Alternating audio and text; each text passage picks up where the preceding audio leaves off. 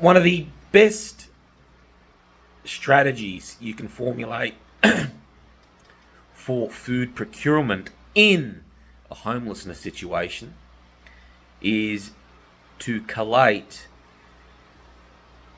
to have a collation of food or soup kitchens, so to speak. This does not work in any other urban survival situation. It is unique to homelessness because although you may find similar... One second, I think someone's here. Pardon me for that. I'm in a urban survival shelter myself, being homeless, and I thought somebody was in the location. I think somebody is, but I've craftily put myself in a room that's almost completely evasive, but you just never know. Fuck, I love this. I love it. In any case, going back to the food or soup kitchen, there are instances in wars where a food or soup kitchen may be available for the populace. Like in World War II in Malta, there was a local soup kitchen and bread kitchen, and with whatever supplies they could receive from the Royal Navy or the supply ships, they'd cook for the whole population during wartime because they didn't have any food supplies. That's a slightly different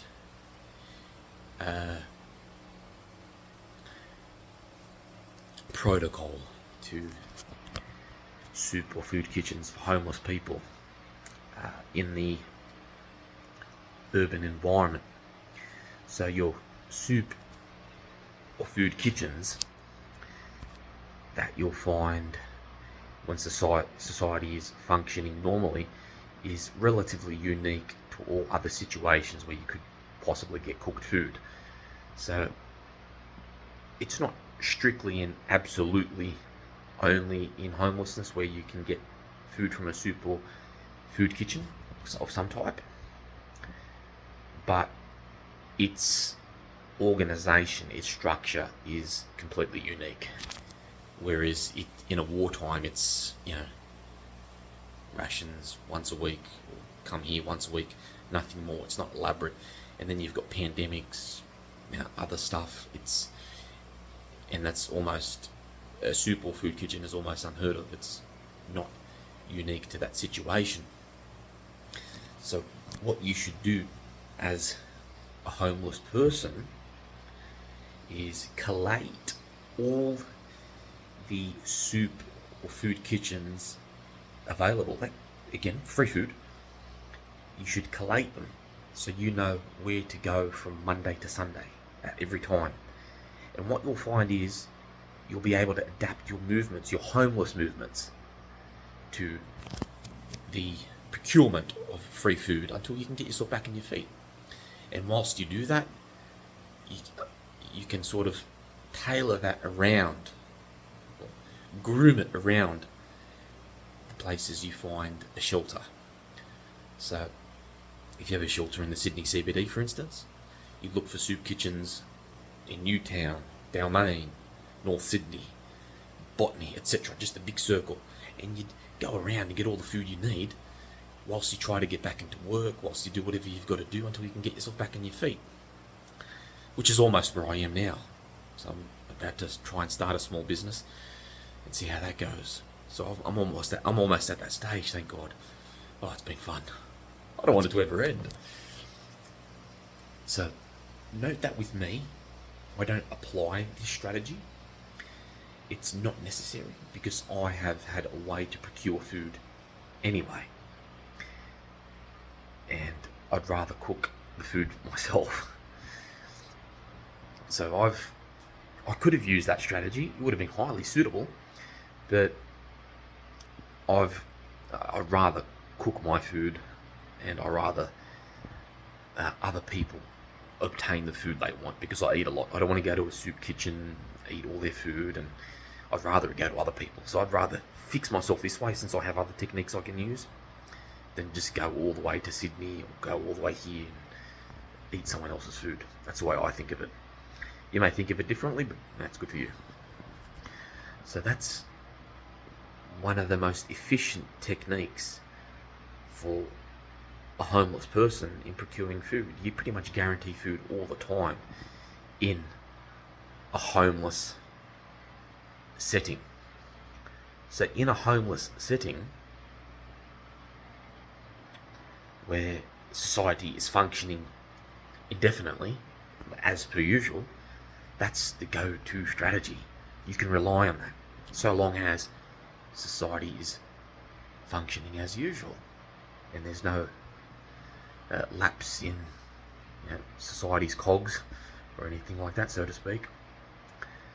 Then you can depend on church organisations, charity organisations, even some Islamic organisations, even some Sikh organisations. I know a Sikh temple in Blacktown who are open to poor people. They almost open their arms, come in, they eat some traditional Indian food. They're lovely people. So you'll find that there's that support, that community support everywhere if you're genuinely homeless. Not for you to just score free meals. So you can collate all this information, just as I showed you how to jot a map, whatever makes sense to you. And although it won't look like a map, or you could make it look like a map, you just need to collate all the places that offer free food, when they do that, where they do that, and then you can formulate your movements, your plan, your homeless plan around that. So this video rather is strictly for homeless people, because you don't, in a wartime environment, you don't really need to collate information or be this meticulous a strategy to procure food. In a wartime environment, it's just, food's there, that's where I'm going to get it, that's where I'm going to get it from the truck. It's not as intricate. It's very simple, very plain, straightforward. Okay, and it's not going to be every day, it's not going to be in set locations, it's not going to be cooked for you, it's completely different. That's why it's a different dynamic. And in all other urban survival situations, you're probably not going to find free food at all in that way, in that mode. Unless somebody really is friendly and has a world of supplies.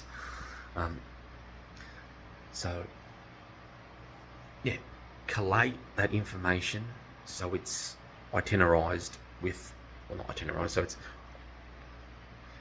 organized in location, time, etc. Even have a contact name. They may even get you to volunteer there one day. Maybe they may even be paid work. You don't know. You might meet people. You might find another place. You go from one level to another. So it's a good strategy for most homeless people. It didn't turn out. It was never going to be a good thing for me to implement, but that doesn't mean it's not an excellent strategy for everyone else. So I didn't have to obtain or partake in that strategy to teach you about it. You don't, as long as you have the ins and outs of what it is, I can teach you about that. Okay, so how do you come to know of these places? Simple. You contact churches, you go on Facebook, you Google it, you speak to Vinnie stores, you speak to charity stores. You'll just come across it. You'll start to know where the places are. They don't just pop up in front of you on the street, but they aren't hard to find. And it's a good morale booster when you get to speak to other people in the same footsteps as you. It's humbling, especially because 10 years ago I did volunteer work for to help homeless people, and it's humbling because there are people who were once doctors in mansions and all sorts of stuff who are now on the streets living in tents and doing all sorts of stuff. So it's a humbling experience, and at least you get to see that there are so many other people sharing the same journey as you. So that's a bonus, as well as having food for you to eat. Now with me, I get to video call all sorts of people, so that's not the type of socialising or support I need, but again, that's unique to me. If you don't have that video call support or capability even, like I do, then you've got the soup kitchens and food kitchens. You meet new people, lovely. I still do it anyway, wherever I can. Not just even though I don't go to a super food kitchen, I meet people all the time. It's the fucking best. So That's what you need to keep in mind.